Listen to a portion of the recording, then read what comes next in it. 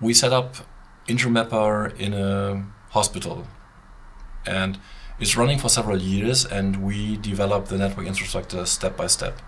And 3 years ago, we had a big running through all our customers that we just want to bring them to implement environmental monitoring, so that you don't only have your network, your switches, your servers, and if they are healthy, that you also look in temperature in the server rooms. And for this topic, we just had a medical center, and on Thursday we sold them this environmental monitoring for their main server room. And because of the open interface of InterMapper, it's very easy to write own probes. It took us 3 to 4 hours, and then we had a probe implemented in InterMapper just to call this environmental monitor and implement it in the alarm schema of this hospital. So this happened on Thursday. On Saturday, they had a test of their emergency power. And so they switched from normal power line to emergency power. This must be done once a month on a regular basis to be sure that the emergency power is working. This is by law in Germany. And when they restored to normal power, the air conditioner in the server room failed. And it failed in a way that the alarming of the house technician didn't work.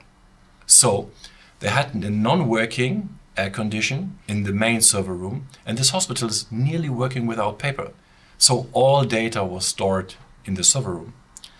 And the environmental alarm was sent over SMS to the one that was in standby, and he was there at half an hour later, and half an hour later they already had 40 degrees Celsius in the server room.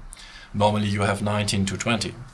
And our experience showed that server rooms just heat up to something like 65 to 70 degrees when there's no air conditioner and you have hundreds of servers active in this room.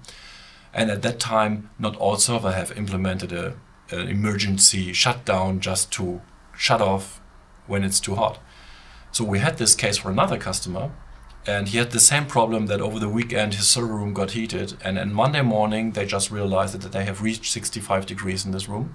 And then they worked hard over the week to replace all hard disks because they age very, very fast during the process. And they bought 100 hard disks and just replaced them as fast as they could, but it was not fast enough. On Tuesday, the first hard disk fails, and they hadn't replaced them in advance because it doesn't go so fast to replace all hard disks. And they have lost an enormous amount of data on this topic.